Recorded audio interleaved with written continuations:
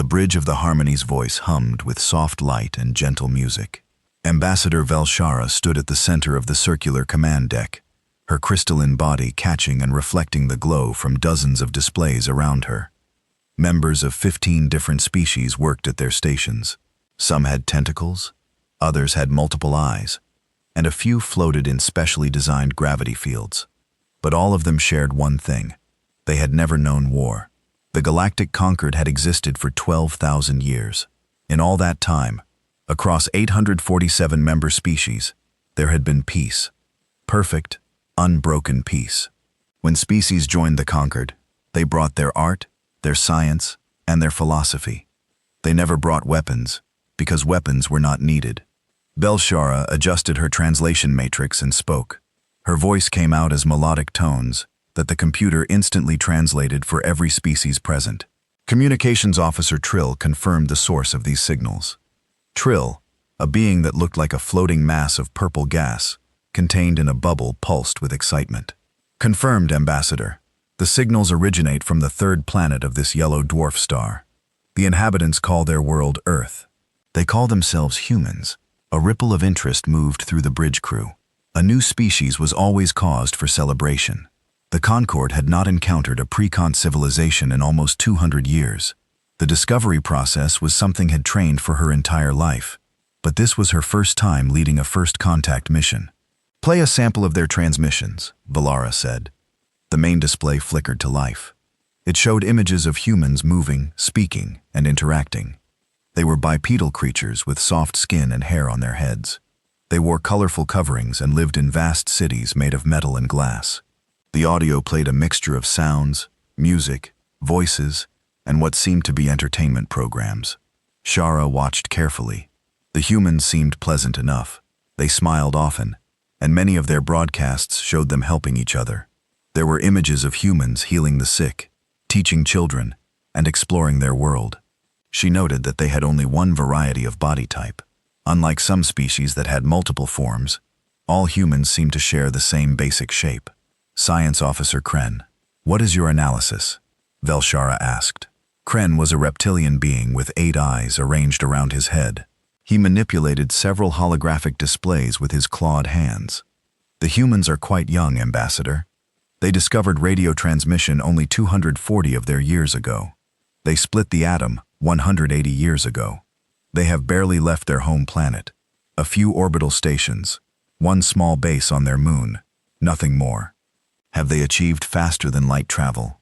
Velshara asked, though she suspected the answer. No, Ambassador. They are still limited to chemical rockets and early ion drives. By our estimates, they are at least 500 years away from developing quantum fold technology on their own. Velshara nodded. This was typical.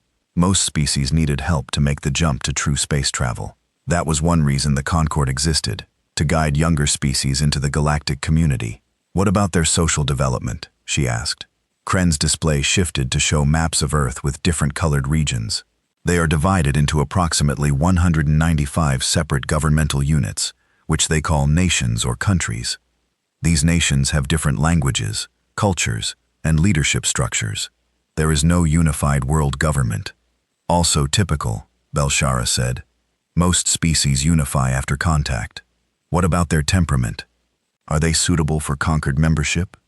Kren hesitated, and that made Velshara pay attention. Kren never hesitated. There are some concerning elements in their historical broadcasts. Kren said slowly. The humans have engaged in frequent conflicts. They have a concept they call war, where different groups of humans fight each other using weapons. Several crew members made sounds of confusion. The translator struggled with the concept for a moment before finding equivalent terms in various languages. War? Velshara asked. You mean organized violence between groups of the same species? Yes, Ambassador. The records are extensive. The humans have had thousands of these wars throughout their history. Some were small conflicts between neighboring regions. Others involved their entire planet and killed millions of their own kind. The bridge fell silent. The idea was almost impossible to grasp. Why would a species fight itself? What possible benefit could come from killing your own people? But this is historical, correct? Velshara asked. They have moved beyond this primitive behavior. Kren manipulated his display again. The last major planetary conflict ended 80 years ago. Since then, conflicts have been smaller and less frequent. However, they still maintain large military forces. All major nations have standing armies equipped with weapons. What kind of weapons? Velshara asked. Projectile weapons that use chemical explosions to fire metal fragments at high speed. Explosive devices. Aircraft that drop bombs. And Kren paused again. They possess nuclear weapons, Ambassador. Devices that use atomic fission and fusion to create massive explosions. Velshara felt a chill run through her crystalline structure. Nuclear weapons. The Conquered had records of such things from ancient times before the Great Peace. A few species had developed them during their early atomic age, but they had quickly abandoned such terrible devices once they understood the consequences. How many of these weapons do they possess? She asked quietly. Approximately 13,000 nuclear warheads spread among 9 different nations, Kren said. Each one capable of destroying a city. Some are much more powerful. They have enough nuclear weapons to destroy all life on their planet several times over. The bridge crew exchanged worried glances. This was unusual. Most precon species had a few nuclear weapons at most, and only for peaceful purposes, like mining or asteroid deflection. However, Kren continued, they have not used these weapons in combat for 80 years. It appears they developed them, recognized the danger, and established agreements to prevent their use. This shows wisdom and restraint. Velshara considered this. Yes, the humans had created terrible weapons, but they had chosen not to use them. That was a good sign. Many young species went through a dangerous phase before reaching maturity. The Conquered was there to guide them through the final steps. What is the AI's assessment? Valara asked. The ship's artificial intelligence spoke with a calm, neutral voice. Analysis of human culture, technology, and social development indicates a Category 3 precon species. Recommendation: Standard First Contact Protocol, with elevated caution, due to the presence of nuclear weapons and historical violent tendencies. Probability of successful integration into Galactic Conquered: 73%. 73% was good. Not excellent, but good. Velshara had seen worse odds turn into wonderful partnerships. Very well, she said, straightening her posture in a gesture that indicated decision. We will proceed with first contact. Communications Officer Trill, prepare the standard greeting package. Include translations in all major human languages. Science Officer Kren, compile a presentation on Conquered benefits, medical technology, clean energy, educational resources, and entertainment archives. Yes, Ambassador, both officers responded. Valara moved to the central platform and activated the long-range visual sensors. The image of Earth appeared before her, floating in the darkness of space. It was a beautiful world, swirled with white clouds over blue oceans and green-brown continents. It reminded her of dozens of other worlds she had seen, each one unique, but all of them precious. Helm, set course for Earth, she commanded. Standard approach vector. I want us in orbit within 3 solar days. Make our presence obvious but non-threatening. Broadcast friendship signals on all frequencies. Course laid in. Ambassador, the helmsman replied. The Harmony's voice began to move, its quantum drives pushing the ship across the distance to Earth. Velshara watched the planet grow larger in the display and felt a mixture of excitement and concern. She accessed her personal log and began recording. Ambassador Shara, personal notes, Mission Day 74. We have discovered a species called humans on a planet called Earth. They are young, barely beginning their journey into space. Like many young species, they have a violent history. They have developed nuclear weapons and maintained them far longer than expected. However, they show signs of maturity and wisdom. They have not used their most terrible weapons in 80 years. They have reached out into space with curiosity rather than aggression. Their broadcasts show creativity, compassion, and a desire to understand their universe. She paused, choosing her words carefully. I believe the humans will benefit greatly from Conquered membership. They need guidance to move beyond their violent past. They need to see that cooperation is better than competition, that peace is better than conflict. We will show them a better way. In time, they will abandon their weapons in their wars. They will join the community of peaceful species and add their unique perspective to our collective knowledge. Belshara ended the recording and returned her attention to the bridge. The crew worked efficiently preparing for first contact. They checked translation matrices, verified that all safety protocols were active, and rehearsed their presentations. Everyone was excited. A new species meant new art, new music, new ideas. The Concord would grow stronger with the addition of human creativity. Ambassador Trill said, "The greeting package is ready. We have translations in 200 human languages and dialects.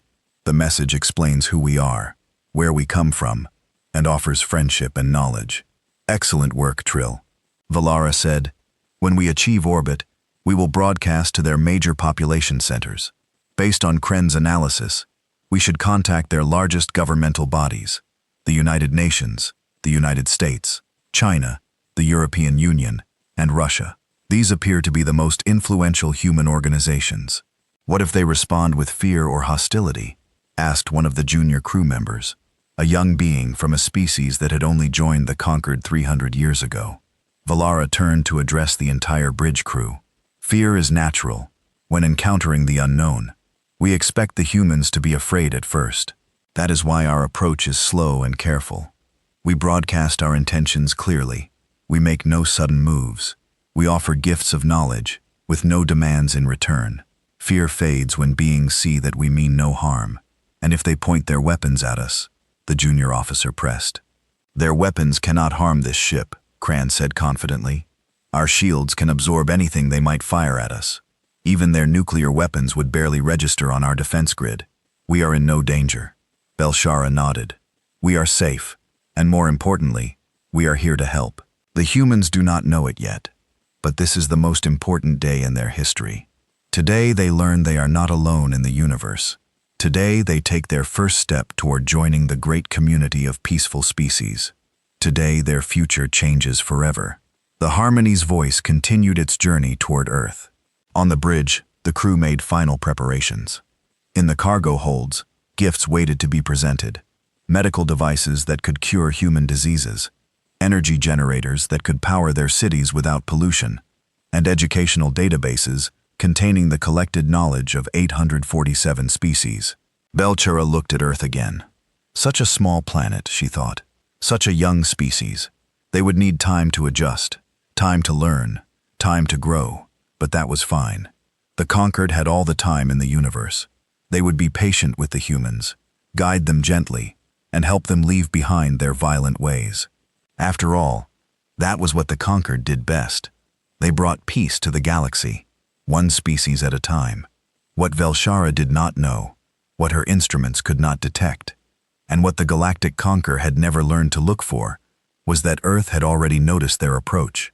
Deep beneath the surface of the planet, in hidden facilities scattered across every continent, lights were flickering to life. Encrypted communications flew between governments. Secret protocols were being activated, and in a room that existed on no official map, 5 individuals were gathering for an emergency meeting. The humans had been expecting visitors for a very long time, and they were ready. The Harmony's voice slipped into orbit around Earth exactly on schedule. From their position high above the planet, the crew could see the lights of human cities scattered across the dark side of the world. Millions of lights representing billions of individual humans going about their lives completely unaware that everything was about to change. "All stations report ready, Ambassador," Trill announced, broadcasting the greeting on all human communication frequencies now. Belshara watched as the transmission went out. The message was simple and clear. "Greetings, people of Earth. We are the Galactic Concord, a peaceful federation of 847 species from across the galaxy. We come in friendship to welcome you into the wider community of intelligent life. We mean you no harm. We bring gifts of knowledge and offers of cooperation. Please respond when you are ready. We will wait." The message repeated in 200 different human languages, cycling through English, Mandarin, Spanish, Arabic, Hindi, and dozens of others. Accompanying the words were images, pictures of conquered species working together, building magnificent structures, exploring new worlds, and celebrating their differences. It was designed to be welcoming, non-threatening, and exciting. Transmission complete, Trill said. We targeted their major governmental centers as planned. New York, Washington, D.C., Beijing, Brussels, Moscow, Tokyo, Delhi, and several others. If their communication infrastructure is functioning properly, their leaders should receive our message within seconds. Shara settled into her command chair to wait. First contact rarely received an immediate response. The humans would need time to verify that the message was real, time to overcome their shock, time to decide how to respond. The standard procedure was to wait 24 hours before sending a follow-up message. But within minutes, something unexpected happened. Ambassador, Kren said, his 8 eyes widening in surprise. I am detecting a massive spike in electromagnetic communications across the planet. Radio, internet, telephone systems, all showing unprecedented activity. That is to be expected, Belshara said calmly. News of our arrival will spread quickly. Humans will want to talk to each other about what is happening. No, Ambassador. You do not understand, Kren insisted. This is not normal communication patterns. This is coordinated, encrypted military-grade signal traffic between every major nation simultaneously. It is as if someone activated an emergency protocol. Belshara leaned forward. Show me. The main display changed to show a map of Earth covered in glowing lines, each representing a communication signal. The lines crisscrossed the planet in a complex web, all converging on certain points. Most of the traffic was encrypted with algorithms that even the conquered computers struggled to break. They are talking to each other, Belshara said slowly. All of them. All the nations at once. But they have no unified government, Trill said confused. How can they coordinate so quickly? Before anyone could answer, alarms chimed softly across the bridge. Kren's station lit up with warning indicators. Ambassador, I am detecting high-energy readings from multiple points on Earth's surface and in orbit. Human military satellites are repositioning. Ground-based radar installations are tracking our ship. And he paused, manipulating his display frantically. They are targeting us with some kind of directed energy systems. Nothing dangerous to our shields, but they are definitely targeting us. Belshara felt something she had not felt in a very long time. Uncertainty. This was not how first contact was supposed to go. Species either responded with joy and wonder, or they responded with cautious curiosity. Sometimes they were afraid, yes, but that fear was disorganized, chaotic. This was different. This was organized. This was a military response. Are we in any danger? She asked. No, Ambassador. Their weapons cannot penetrate our shields. But I am surprised they responded so quickly with defensive measures. We have been in orbit for less than 5 minutes, and they have already activated global defense networks. Perhaps they have been planning for this possibility, Velaramus. Many species theorize about alien contact before it happens. Maybe they have emergency procedures ready. Maybe, Kren said, but he did not sound convinced. Minutes passed. The communication traffic on Earth remained intense. Felkara watched as military aircraft took off from bases around the world. Ships left their ports. Submarines dove deep beneath the oceans. It looked like Earth was preparing for war, but against what? The Concord meant them no harm. Should we send a follow-up message? Trill asked. Something to reassure them. Give them time, Belshara said. They are processing something unprecedented. We must be patient. But after 30 minutes, something even stranger happened. The communication traffic on Earth suddenly stopped. Not decreased, not slowed down, but stopped completely. For exactly 47 minutes, Earth went silent. No radio broadcasts, no television signals, no internet traffic, nothing. The bridge crew exchanged worried glances. Velshara had read every report of every first contact mission in conquered history, and nothing like this had ever happened before. What is going on down there? She whispered. I do not know, Ambassador, Kren replied. It is as if someone threw a switch and turned off their entire communication infrastructure. But that should be impossible. They have millions of independent systems. No one could coordinate a complete blackout this quickly.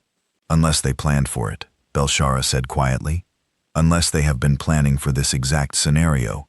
The 47 minutes felt like 47 hours. The crew watched their instruments waiting for something, anything to happen. Some of the younger crew members looked frightened. They had never encountered anything like this before. When Earth's communications suddenly came back online, it was not the chaotic chatter from before. Instead, there was one signal, one transmission sent on the exact frequency the Concord had used for their greeting. "Ambassador, we are receiving a response," Trill said. "Audio and visual it is coming from." He checked his instruments twice, clearly not believing what he was seeing. "It is not coming from any of the governmental centers we contacted. It is coming from a location in the Atlantic Ocean, but the signal is being routed through multiple satellites to disguise its origin. I cannot determine the exact source." "Play it," Velshara commanded. The main display activated, but instead of showing a single leader or a group of diplomats, it showed only text on a black background.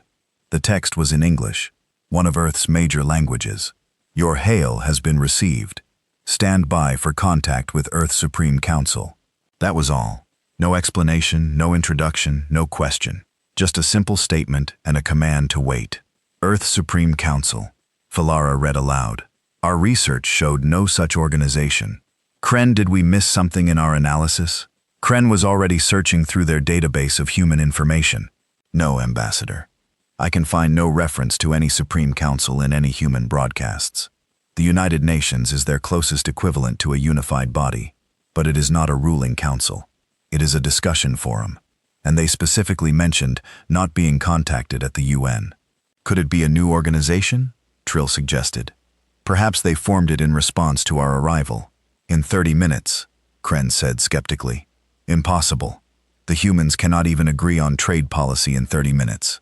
How could they form a new governmental body and give it authority over the entire planet?" Belkara studied the message on the screen. Something about it bothered her. The tone was not what she expected. There was no wonder, no excitement, no fear. Just a calm, professional acknowledgement, as if receiving messages from alien spacecraft was something they did every day. "How long are we supposed to wait?" asked a junior officer. "It does not say," Shara replied. "I suppose we wait until they are ready." Another hour passed. The crew remained at their stations, monitoring Earth, and trying to gather more information about this mysterious Supreme Council. But whoever they were, they had erased their digital footprint completely. There were no records, no mentions, no leaks to the human internet. It was as if they did not exist, or as if they existed in a place where normal humans could not see them. "I have found something," Kren said suddenly. "It is not much, but I have been analyzing classified human military communications that we intercepted before the blackout. Most were encrypted, but a few fragments came through. They mentioned something called Site Omega, no location, no details, just a name that appeared in several different military channels." "Site Omega," Belshara repeated. "What is it?" "I do not know, but multiple nations mentioned it in their encrypted traffic. It seems to be something they all know about, something they all have access to. A shared facility, perhaps? How can nations that compete with each other share a military facility?" Trill asked. No one had an answer to that question. More time passed. The crew grew restless. This was not how first contact was supposed to feel. They should be celebrating, preparing gifts, practicing their speeches. Instead, they sat in silence, waiting for permission to talk to the humans. Finally, after 3 hours and 17 minutes, Earth sent another transmission. "Incoming message, Ambassador," Trill announced. "Visual and audio. The origin is the same unidentified location. Should I put it on screen?" "Yes," Valara said. "Let us finally meet this Supreme Council." The display activated, and for the first time, they saw the face of a human, or rather, 5 faces. 5 humans sat at a curved table, each in front of a blank wall. Behind them, holographic displays showed data that Velshara could not read from this distance. The humans wore identical uniforms, simple black suits with no insignia, no flags, no indication of which nation they represented. They did not smile. They did not look excited or afraid. They looked professional, calm, and completely in control. The human in the center spoke first. His voice was measured and clear. "I am Council Member 1 representing War. This is Council Member 2 representing Intelligence. Council Member 3 represents Science. Council Member 4 represents Industry. and Council Member 5 represents diplomacy. Together, we are Earth's Supreme Council. Velshara stood and addressed them formally. I am Ambassador Shara of the Galactic Concord. We come in peace to welcome your species into the wider galactic community. We mean you no harm and offer only friendship and knowledge. The human who represented war nodded slightly. Your message was received and analyzed. Before we proceed further, we require clarification. You claim to represent 847 species from across the galaxy. Please transmit proof of this claim, including current star charts of conquered space, locations of conquered worlds, and specifications of your technology. Velshara blinked, causing her crystalline body to refract light in a flash of colors. That was not how this was supposed to go. She was supposed to offer information, not be asked for it. But perhaps this was a cultural difference. Humans seem to value directness. Of course, she said. We will transmit our standard information package. It includes everything you requested. One more thing, the human said, and Valara thought she detected something in his tone. Not anger, not fear, but something else. Something that made her uncomfortable. Before you arrived in our system, where were you? What route did you take to reach Earth? We came from the Andromeda Relay Station, Velshara said, not understanding why that mattered. We traveled for 74 days to reach your world. The 5 humans glanced at each other. Some gesture passed between them, some communication that Velshara could not interpret. Finally, Council Member 5, the one representing diplomacy, spoke. She was a younger human with dark skin and intelligent eyes. Ambassador Shara, I have a question. When exactly did you detect our radio signals and decide to visit Earth? Approximately 104 days ago, Velshara answered. And when did you enter our solar system? 6 hours ago. The human smiled, but it was not a friendly smile. It was the smile of someone who had just confirmed something they already suspected. Ambassador, she said quietly, Earth noticed your ship 6 hours before you entered our system. We tracked you across interstellar space. We knew you were coming. We have been watching you since you left your relay station, and we allowed you to approach. The bridge of the Harmony's voice fell completely silent. That was impossible. Humans did not have the technology to detect ships in interstellar space. They barely had the technology to reach their own moon. How could they track a ship using quantum drives across light years of space? Council Member 1, representing War, leaned forward. Now, Ambassador Shara of the Galactic Concord, I will ask you one more time. State your true intentions, and please understand. We will know if you are lying, Velshara realized, with a chill running through her crystalline structure, that everything the Concord thought they knew about humanity was wrong. Very, very wrong. Velshara forced herself to remain calm, even though every instinct told her that something was terribly wrong. She had conducted hundreds of diplomatic meetings in her career, but never had she felt so off balance, so completely unprepared. Council Member 1, she said carefully, I assure you that our intentions are exactly as stated. We are a peaceful organization. We have come to offer friendship, knowledge, and assistance. The Galactic Concord has existed for 12,000 years without conflict. We do not lie, and we do not mean you harm. The 5 humans looked at each other again. More silent communication passed between them. Finally, Council Member 2, the one representing intelligence, spoke. He was an older human with gray hair and sharp eyes that seemed to see too much. We believe you, Ambassador, he said. We do not think you personally mean us harm. However, we have questions about your technology, your history, and your understanding of our species. You claimed we are a primitive pre-Kant civilization. You claimed we barely have space travel. You claimed we could not possibly detect your ship. All of these claims are false, which means your intelligence on Earth is either incomplete or deliberately misleading. Incomplete, Valara said quickly. Not deliberately misleading. We analyzed your public broadcasts. We measured your technology. By all standard metrics, you are exactly where we assessed you to be.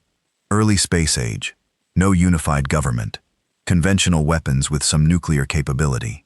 These are facts based on observation. Public broadcast. Council Member 2 repeated with a thin smile. Yes, I suppose if you only looked at what we allow the general public to see, you would reach those conclusions. That was, after all, the point. Felshara felt her structure grow cold. You deliberately broadcast false information. Not false, the human corrected. Incomplete. Most of what you saw is real. Most humans do live normal lives, completely unaware of what exists beyond their everyday experience. But there are things we keep secret, Ambassador. Things we keep hidden from our own people, let alone from potential visitors from the stars. Council Member 3, representing science, adjusted something on her console. She was a middle-aged human woman with tired eyes. Let me show you something, Ambassador. Something we think you should see. The display behind the council members changed. It now showed a massive facility, carved deep into rock. The scale was enormous, easily several kilometers across. Inside the facility, Felshara could see equipment that made no sense. Some of it looked primitive, matching what she expected from humans. But other equipment looked advanced, impossibly advanced. This is Site Omega, Council Member 3 said, one of 17 such facilities around the world. Each is hidden deep underground or beneath the ocean floor. Each is run jointly by every major nation on Earth, and each is dedicated to preparing humanity for exactly what is happening right now. First contact with alien life. That is impossible, Kren said from his station on the bridge. We scanned your entire planet. We would have detected such facilities. Council Member 3 smiled. You scanned for energy signatures and electromagnetic emissions. We shield our facilities with kilometer of water or rock, and we use quantum resonance dampers to mask our power usage. Technology we developed 40 years ago specifically to hide from sensors. We knew someone might be watching. We made sure you could not see what we did not want you to see. Velshara struggled to process this information. Why? Why hide? If you had this technology, why not use it openly? Why not explore space? Why not contact us? Council Member 1, representing War, answered. Because, Ambassador, we learned a long time ago that the universe might not be friendly. We learned that showing all your capabilities to a potential enemy is a good way to lose before the fight even begins. So we hid, we watched, we waited, and we prepared. We are not your enemy, Belshara protested. No, the human agreed. You are not. But we did not know that when we detected your ship. For all we knew, you were coming to conquer us. So we prepared for every possibility, including war. The display changed again. Now it showed space, but not the empty space new. This space was filled with human ships, dozens of them, each one larger than the Harmony's voice. They were sleek, dark, and covered with weapons. These ships are currently on the far side of your moon, Council Member 4 said. He represented industry, and he looked proud of what he was showing. We built them in secret over the past 30 years. We used lunar resources to avoid detection. Each ship is equipped with weapons that we designed specifically to fight against unknown alien technology. Electromagnetic pulse cannons, nuclear-ped lasers, railguns that can fire projectiles at significant fractions of light speed, and quantum disruption mines. We do not know if they would work against your shields, but we were prepared to find out. You were prepared to attack us? Felshara asked, horrified. We were prepared to defend ourselves if you attacked us, Council Member 1 corrected. There is a difference. We did not and would not fire first, but we would certainly fire second. Kren was frantically scanning the moon from the bridge of the Harmony's voice. I am detecting nothing, Ambassador. If those ships exist, they are using stealth technology beyond anything in the Conquered database. They exist, Council Member 4 assured him. And your inability to detect them is precisely why we built them that way. Shara needed to sit down, but her species did not sit. Instead, she shifted her weight distribution, trying to steady herself. Everything about this first contact had gone wrong. The humans were not primitive. They were not unprepared. They had been expecting visitors, had prepared for visitors, and had built weapons to fight visitors if necessary. I do not understand, she said quietly. How did you develop such advanced technology in secret? Your public broadcasts show your technology level. We calculated your development rate. You should not have these capabilities for centuries. Council Member 3, the scientist, leaned forward. You calculated our development rate based on public technology. But humanity has always had two technology trees, Ambassador. The public tree is what normal people see and use. Smartphones, electric cars, commercial aircraft. The classified tree is what militaries and governments develop in secret. Stealth technology, cryptography, advanced sensors, and yes, space combat capabilities. For the past 80 years, she continued, since we developed nuclear weapons and realized we were not alone in the universe, a portion of humanity has been working in secret to prepare for first contact. We built hidden facilities. We developed advanced technology. We created protocols and contingency plans. Every major nation contributed resources and knowledge. We competed with each other in public, but we cooperated in secret because we knew that when aliens finally arrived, we needed to present a united front. Belkara's mind raced. This meant everything in the Concord database about technological development was wrong, at least for humans. They had accelerated their progress by hiding half of it. They had deceived not just the conquered, but their own people. Why hide it from your own species? She asked. Why not tell all humans the truth? Council Member 5 representing diplomacy answered softly. Because, Ambassador, most humans are not ready. They still fight over resources, religions, and borders. They still have wars, though smaller ones than in the past. If we told everyone about Site Omega and the secret space fleet and the Supreme Council, there would be chaos. Some would be excited, yes, but others would be afraid. Some would demand access to the technology. Others would try to use it for their own purposes. We made the decision to protect humanity from itself until first contact happened. Once aliens arrived, we would reveal everything, but not before. And now we have arrived, Belshara said. Now you have arrived, Council Member 1 agreed. And now we can finally be honest with our own people. Within the next 24 hours, every government on Earth will simultaneously announce the existence of the Supreme Council, the secret facilities, and the truth about what we have been preparing for. It will be the biggest news in human history. Some people will be angry that we kept secrets. Most will understand that we did what was necessary. The display behind the council members changed once more. Now it showed star charts, the same ones that Velshara had transmitted to Earth earlier. But these charts were marked up with human annotations in multiple languages. We analyzed your star charts, Council Member 2 said. Very interesting. You have 847 member species spread across this region of space. But we noticed something curious. You have no military bases, no defense stations, no fortified worlds. Your entire civilization is completely undefended. We have no need for defenses, Valara said. We have lived in peace for 12,000 years. No species has ever attacked another species in conquered space, because no hostile species have entered conquered space. Council Member 2 said, but that is luck, not strategy. We studied your charts, Ambassador, and we found 17 different approaches that a hostile fleet could use to penetrate deep into conquered space before you even detected them. Your sensor network has gaps. Your communication system has delays.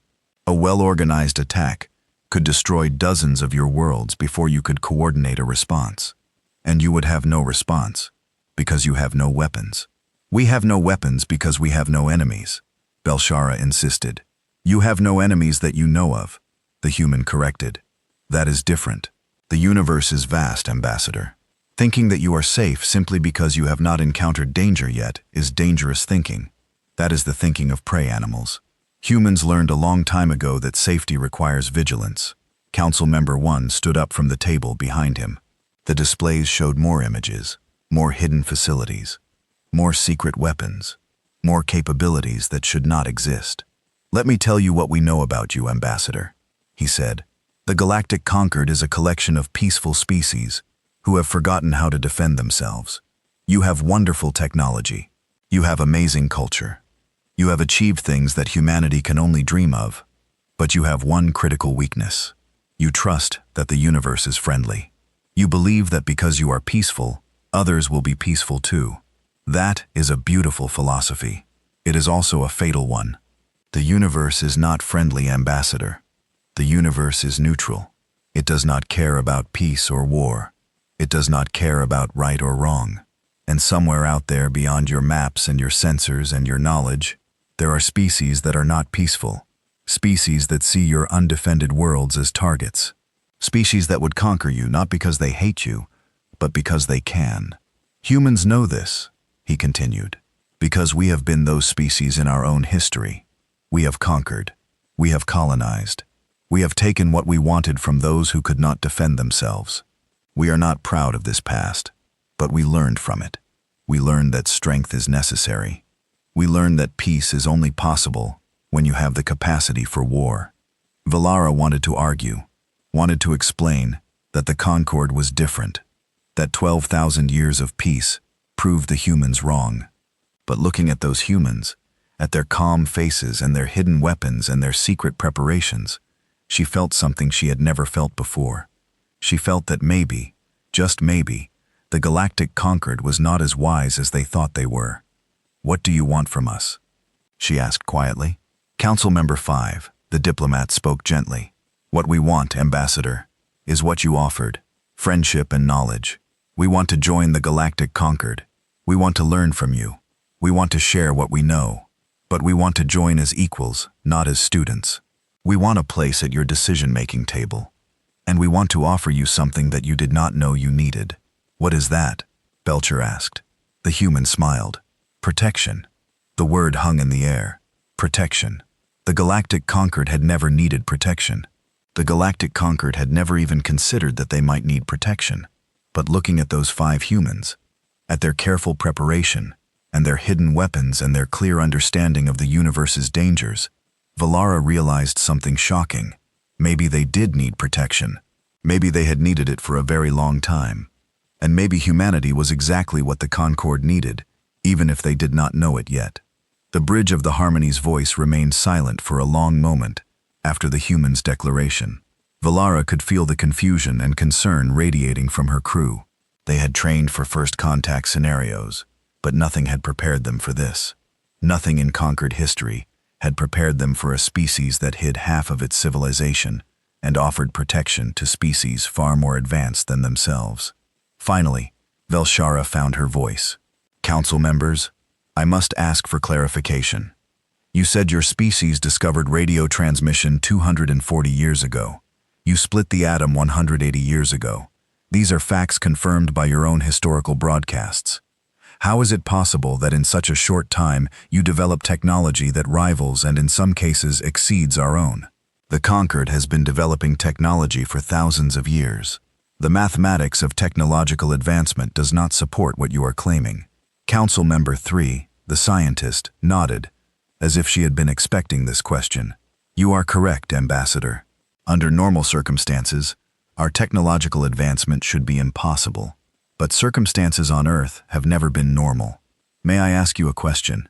In the history of the Galactic Concord, how many wars have been fought between Concord members?" "None," Valara said immediately. "We have had disagreements. Certainly, we have had disputes over resources or territory. But we resolve these through discussion and compromise. We have never fought a war.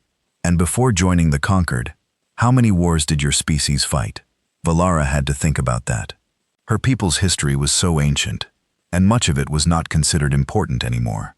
My species had conflicts in our distant past, perhaps a dozen wars over our entire history, before we achieved space travel and encountered other species. After that, we realized fighting was pointless and joined the Concord. "A dozen wars," Council Member 3 repeated. "Do you know how many wars humanity has fought?" Kren mentioned thousands in his analysis. Belshara said 15,364. The human said precisely, "Those are the wars we have written records of. There are probably thousands more that we have forgotten. We have been fighting wars since before we developed writing. We have fought over land, over water, over religion, over ideology, over resources, over insults, over virtually everything that can be fought over. War is written into human history, like code written into a computer program." She manipulated her display, and new images appeared behind her. Images of human soldiers throughout history, ancient warriors with swords and spears, medieval knights in armor, modern soldiers with guns and aircraft. The progression was clear and terrible. "Every single one of those wars drove innovation," she continued. "We invented writing to coordinate armies. We invented mathematics to calculate trajectories for catapults and cannons. We invented the internet as a military communication system. We invented nuclear power while trying to build nuclear bombs. We went to space because two of our nations were competing to build better missiles. War has driven human technological advancement for our entire existence. And the technology you developed for war, you adapted for peace, Valara said slowly, beginning to understand. Exactly. Radar was invented to detect enemy aircraft. Now we use it for weather prediction and air traffic control. Rocket technology was developed as weapons. Now we use it to launch satellites and explore space. Computer science was advanced to break enemy codes. Now everyone carries a computer in their pocket. Humans do not just fight wars, Ambassador. We weaponize everything we touch, and then we find peaceful uses for those weapons. Council Member 1 added. But there is more to it than just technological advancement. War also taught us strategy, tactics, and how to think about threats. While your species was developing art and philosophy and peace, humans were developing the science of conflict. We learned how to identify weaknesses. We learned how to exploit advantages. We learned how to win when we were outmatched. We learned how to survive when we should have died. He gestured to the displays, showing human military history. Every one of those wars taught us lessons. Sometimes we learned by winning. More often we learned by losing. We learned from our mistakes, adapted, and tried again. Do you know what humans call someone who never gives up, who keeps trying even after failing? We call them survivors. And humanity as a whole is the greatest survivor species we know of. Council Member 2 leaned forward. Ambassador, let me tell you about something we call the Great Filter Theory. Some human scientists believe that there is a reason we have not encountered alien life before. They theorize that there is some challenge, some filter that most species cannot pass. Perhaps it is developing technology without destroying themselves. Perhaps it is surviving climate change. Perhaps it is surviving climate change. Perhaps it is surviving climate change. Perhaps it is surviving climate change. Perhaps it is surviving climate change. Perhaps it is surviving climate change. Perhaps it is surviving climate change. Perhaps it is surviving climate change. They go extinct. Humans have faced filter after filter in our history. We almost went extinct: ice ages, droughts, plagues, wars. Each time we survived by adapting, by innovating, by fighting. We believe this has made us different from species that evolved in more peaceful circumstances. We believe our struggles have made us stronger. Belshara felt uncomfortable with this line of reasoning. It sounded like the humans were saying that violence and suffering were good things, that struggle was necessary. The Concord believed the opposite, that peace and cooperation were the highest values. Are you suggesting, she asked carefully, that species who have not suffered as much as you are, somehow weaker? That the Concord's peace has made us vulnerable, not weaker? Council Member 5 said diplomatically different. You have developed strengths we do not have. Your species cooperate far better than humans do. You share knowledge freely. You have eliminated poverty and disease. You have created art and culture that we can only dream of. These are incredible achievements and we respect them deeply. But she continued, you have also developed in an environment with no threats. You have never needed to defend yourselves. You have never needed to innovate under pressure. You have never needed to make the hard choices that come with survival. This means you have capabilities we lack, but we also have capabilities you lack, such as Velshara asked. Council Member 1 pulled up a new display, such as military doctrine. Do you know what that term means? The science of warfare. Belchar guessed. Close. It is the accumulated knowledge of how to fight wars effectively. Humans have been developing military doctrine for thousands of years. We know how to organize forces. We know how to manage logistics. We know how to gather intelligence on enemies. We know how to adapt to changing battlefield conditions. We know how to fight when we are outnumbered, outgunned, and out of options.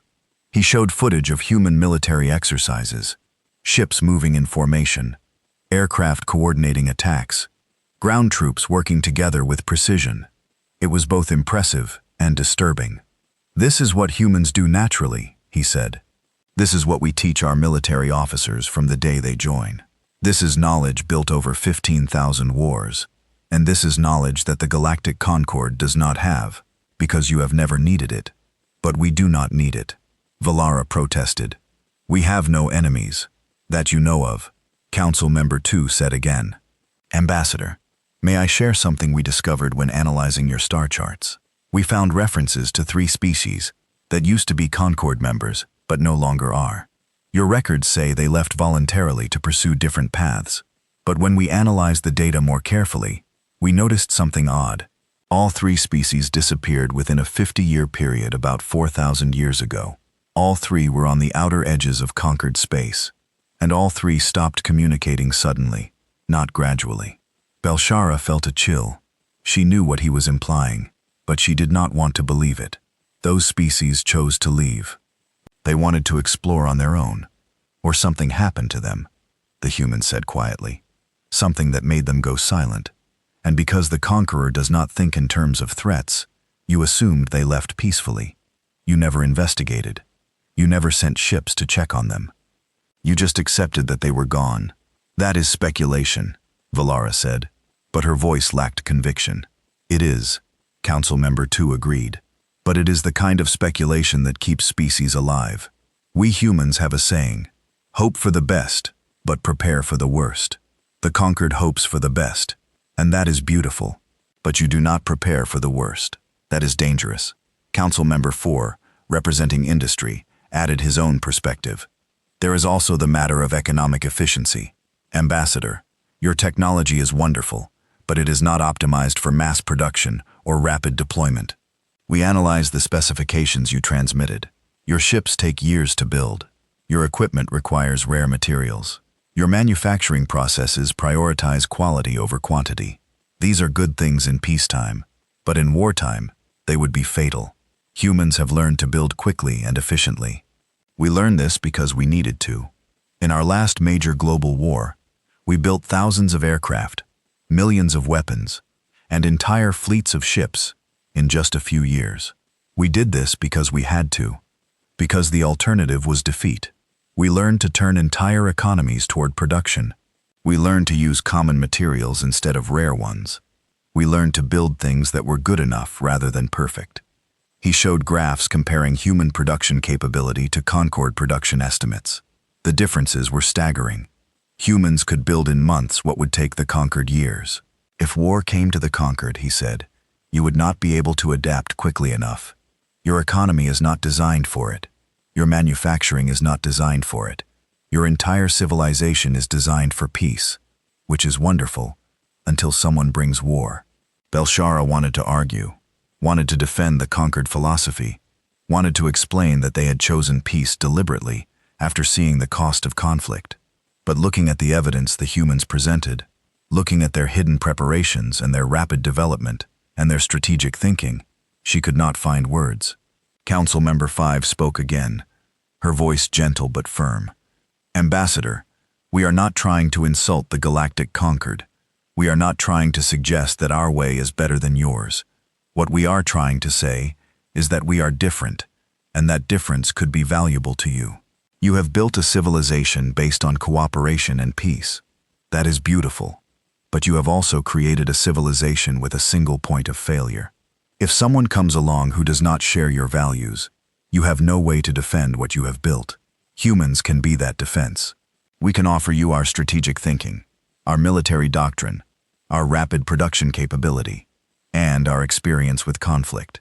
We can help you identify threats before they become critical. We can help you prepare for scenarios you have never considered, not because we want war, but because we know how to prevent it. In human philosophy, she continued, there is an old saying, sis pacem para bellum. It is in an ancient language called Latin. It means, if you want peace, prepare for war. The Concord wants peace. We can help you prepare for war so that you can keep that peace. Belshara stood silently, processing everything she had heard. Her entire worldview was being challenged. Everything she believed about civilization, about progress, about the nature of intelligence life, was being questioned by these young, violent, brilliant humans. What you are describing, she said slowly, is a fundamental change in how the conquered operates. We would have to accept that the universe might be dangerous. We would have to build weapons. We would have to think about defense and strategy. We would have to become more like you. No, Council Member 1 said firmly, you would have to accept that the universe might be dangerous. But you would not have to become like us. That is the point of cooperation. Ambassador, you keep doing what you do best. Building culture, sharing knowledge, exploring peacefully. Let us handle the ugly parts. Let us watch the borders. Let us prepare for threats. Let us be the shield that protects your peace. You do not need to become warriors. You just need to accept that warriors might be necessary. He stood up from his seat, and the other council members stood with him. Ambassador Shara, we offer you a partnership. Earth will join the Galactic Concord, but as a defense specialist, we will share our technology and our expertise. In return, we ask for access to your knowledge and your resources. We ask for a seat at your decision-making table, and we ask for the authority to do what we do best: protect those who cannot protect themselves. The 5 humans looked at her with expressions that were neither hostile nor friendly. They looked professional, competent, and absolutely serious. Take our offer back to your Concord. Council Member 5 said, discuss it with your leadership. We will wait for your answer. But understand this, whether you accept our offer or not, we are going to the stars. We are going to explore. We are going to build.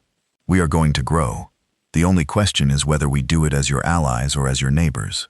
We would prefer to be allies. The transmission ended, leaving Velshara staring at a blank screen. Around her, the bridge crew sat in stunned silence. Finally, Kren spoke. Ambassador, what do we do? Shara did not answer immediately. She thought about 12,000 years of peace. She thought about 847 species living in harmony. She thought about everything the Conquered had accomplished without violence, without weapons, without war. And then she thought about those 3 species that had disappeared 4,000 years ago. She thought about the 17 vulnerabilities and conquered defenses that the humans had found in ours. She thought about the fact that Earth had detected their ship before they even entered the system. She thought about the universe, vast and dark and unknown. And she made her decision. 6 weeks had passed since the first contact with Earth. 6 weeks of intense discussion, debate, and sometimes heated arguments within the Galactic Concord. Velshara had transmitted everything back to Concord Central: the recordings of her meeting with the Supreme Council, the data on human capabilities, the analysis of conquered vulnerabilities, and her own recommendations. The response had been mixed. Some species were excited about the humans and their unique perspective. Others were concerned about inviting a militaristic species into their peaceful federation. A few were outright hostile to the idea, calling humans dangerous warmongers who should be quarantined to their own system. But one thing had changed the debate dramatically. When Conquered scientists actually investigated the 3 disappeared species, they found something disturbing. The worlds were empty, not abandoned, not destroyed, but empty, as if entire populations had simply vanished without warning or explanation. The Conquered had not investigated at the time, because they assumed the species had left voluntarily. Now faced with the possibility that something terrible had happened, they were forced to confront uncomfortable questions. What if the universe was more dangerous than they believed? What if their peace was not because they were wise, but because they were lucky? What if the humans were right? Now Veller stood once again on the bridge of the Harmony's voice, preparing to transmit the Conqueror's decision to Earth. She had reviewed the message a dozen times.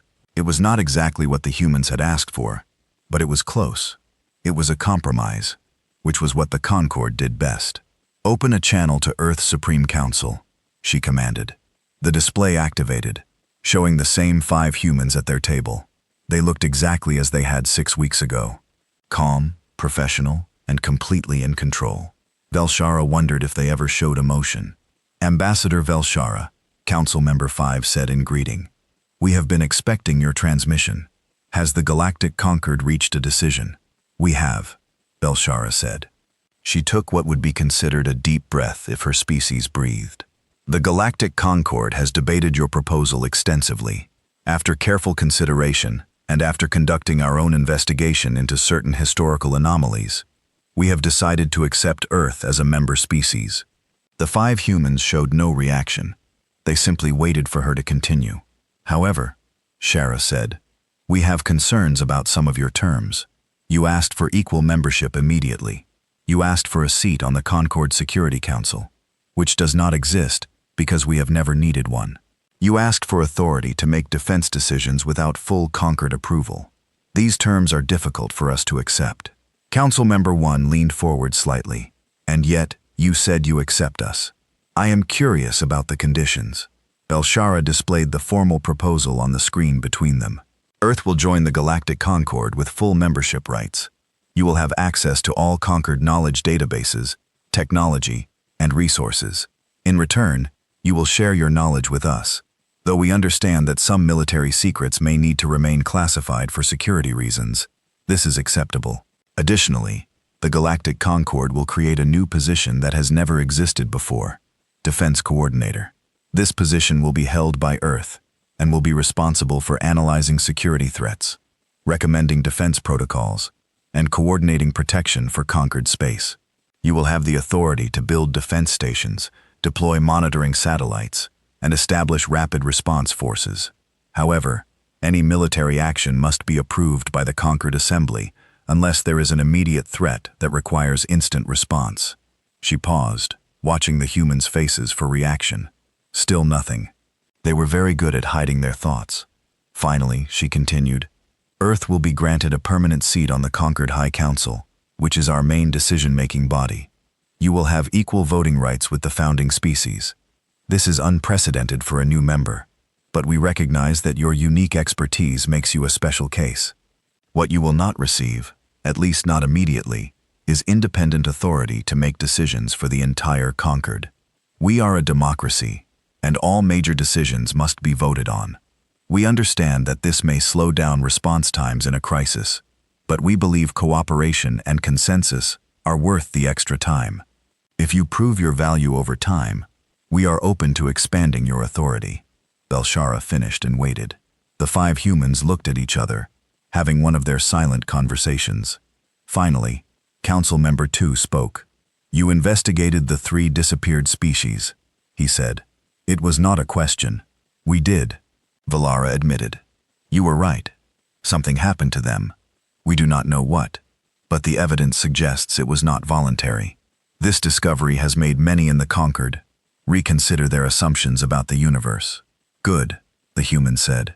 Understanding that danger exists is the first step toward preparing for it. Council Member 5 looked at the proposal carefully. Ambassador, this offer is close to what we requested, but not exactly what we hoped for. We understand the need for democratic processes, but we are concerned about the approval requirements for military action.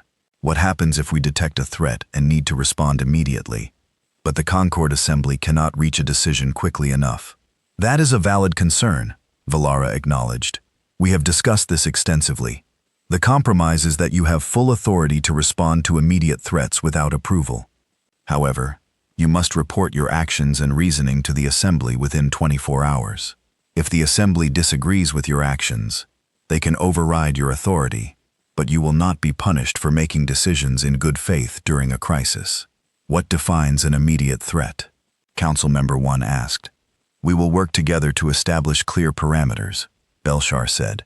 But in general, any situation where delay would result in loss of life or significant damage to Concord assets would qualify. We trust that Earth will not abuse this authority. The 5 humans had another silent conversation. Then, surprisingly, Council Member 1 smiled. It was a genuine smile, not the professional mask he usually wore.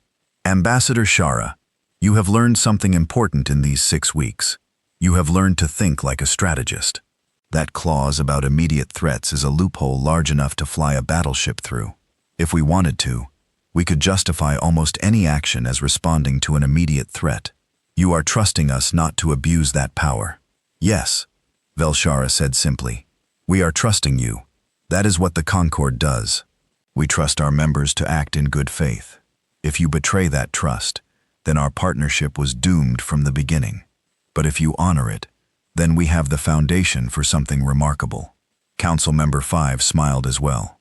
You are wiser than you think, Ambassador. Very well. We accept your terms. Earth will join the Galactic Concord as defense coordinator with all the rights and responsibilities that entails. There is one more thing. Council Member 4 said. You mentioned that we would have access to Concord resources for building defense infrastructure. We have already begun designing plans for what we call the Guardian Network. a series of sensor stations, rapid response bases, and defensive platforms to be positioned throughout conquered space. We would like to begin construction immediately. How immediately? Felshar asked cautiously. We have already identified 17 critical positions that need coverage. We can have preliminary stations built and operational within 6 months, if we have access to conquered manufacturing facilities and resources. Full deployment of the Guardian network would take approximately 5 years. Kren spoke up from his station. Ambassador, that is an extremely aggressive timeline. Concord construction projects typically take decades to plan and implement, which is part of the problem. Council Member 4 said bluntly, "No offense intended, but your construction methods are designed for peacetime projects where speed is not a concern.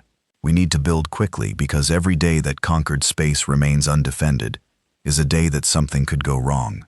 We will work with your engineers, of course. We will share our rapid construction techniques, but we need to move fast." Belshara considered this. It went against every conquered instinct to rush such an important project.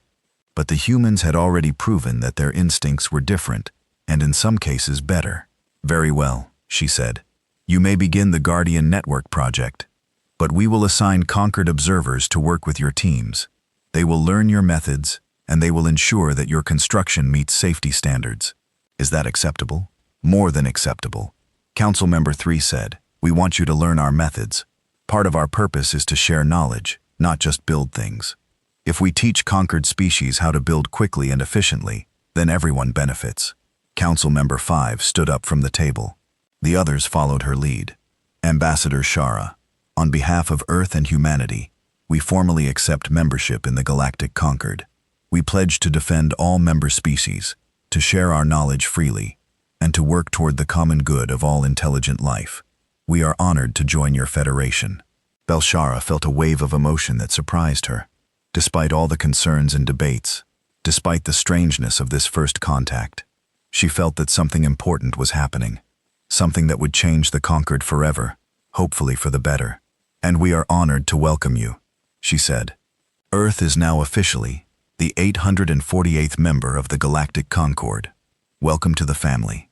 The next few months passed in a blur of activity. Human ships began appearing throughout conquered space, no longer hiding, but flying openly. Conquered citizens were initially alarmed by the sleek weapon-covered vessels, but they quickly adapted. The humans were professional, polite, and absolutely dedicated to their mission. The Guardian network began taking shape faster than anyone thought possible. The humans worked alongside conquered engineers, teaching them rapid construction techniques while learning conquered material science and energy systems. The combination of human speed and Concord technology produced results that neither could have achieved alone. True to their word, the humans shared everything they learned. They taught military strategy to species who had never needed it. They taught threat assessment to analysts who had never considered threats. They taught rapid response protocols to security forces who had never responded to anything more serious than a lost cargo ship. And slowly, gradually, the Galactic Concord began to change. Not dramatically, not violently, but meaningfully. They kept their peace, their cooperation, their commitment to knowledge and culture.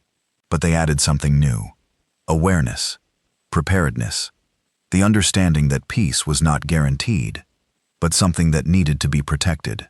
6 months after Earth joined the Concord, Valara visited one of the Guardian network stations. It orbited a beautiful blue planet inhabited by a species of peaceful aquatic beings who had been Concord members for 3,000 years. The station was impressive, a ring of sensors, weapons, and living quarters that could house a crew of 50 from multiple species. She met with the station commander, a human named Captain Elena Rodriguez. The captain showed her around the facility, explaining the sensor arrays that could detect ships at incredible distances, the weapons that could defend against threats, and the diplomatic suite where negotiations could take place if needed. "Our job," Captain Rodriguez explained, "is to make sure nothing bad happens to the people on that planet below us. Most days that means watching sensors and running drills, but if something ever does happen, we will be ready." "Do you think something will happen?" Valara asked. The captain looked out at the stars through a large viewport. "Honestly, Ambassador, I hope not. I really hope not. But hope is not a strategy. Hope is what you do when you have no other options. We prefer to have options. You humans have certainly given us more options, Belshara said, not just military options, but ways of thinking. Before you arrived, we believed that peace came from everyone choosing peace. Now we understand that peace comes from making other choices unprofitable or impossible. That is a very human way of thinking, Captain Rodriguez said with a smile. You are learning. As Velshara left the station and returned to her ship, she thought about how much had changed. The Conquered was still peaceful.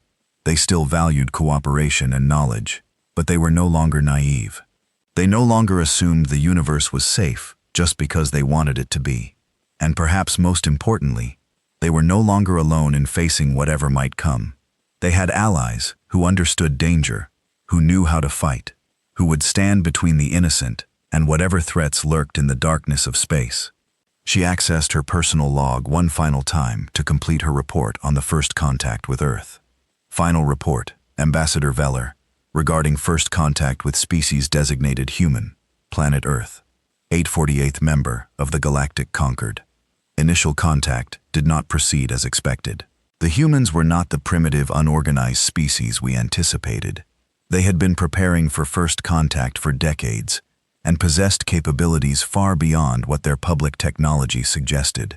They challenged our assumptions and forced us to reconsider our understanding of safety in the universe.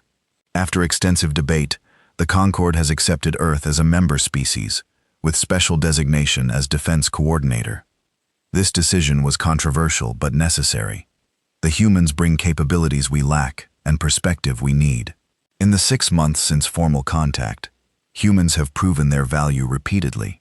They work efficiently, share knowledge freely, and show genuine commitment to protecting all Conquered members. The Guardian network they are building will provide security we never knew we needed. More importantly, they have taught us to think differently, not to become violent like their history, but to become aware of the possibility of violence, not to seek conflict, but to be prepared for it, not to abandon our peaceful nature, but to protect it with strength. I now believe that encountering humanity was the best thing that could have happened to the Galactic Conquered. We contacted Earth expecting to welcome children into the stars, teaching them to be peaceful like us. Instead, we found the guardians we never knew we needed. We found the species that would stand watch while we sleep. We found against all expectations exactly what the universe required from us. Humanity has taught us a final lesson. Peace is not the absence of danger. Peace is the presence of those willing to face danger so that others do not have to. The Galactic Conquered is 848 species strong. For 12,000 years we were at peace. Now, for the first time, we are both peaceful and protected. We are ready for whatever the universe brings. Report concluded. End of transmission. Belcher closed the log and looked out at the stars. Somewhere out there, human ships were patrolling. Human analysts were watching sensors. Human strategists were planning for threats that might never come.